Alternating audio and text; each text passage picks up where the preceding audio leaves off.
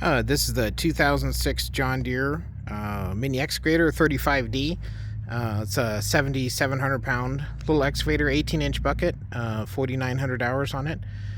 Fire it up here and show a few little things. Real good tracks, a little Yanmar diesel, 2-speed travel, auxiliary hydraulics, pattern changer so you can select which style of controls you want.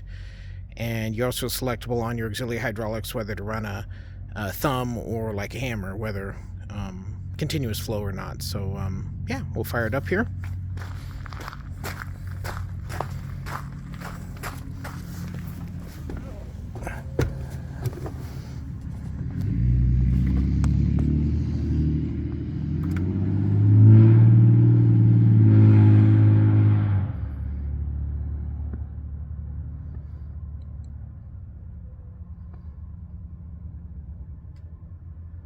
Gotta wait for the glow plugs.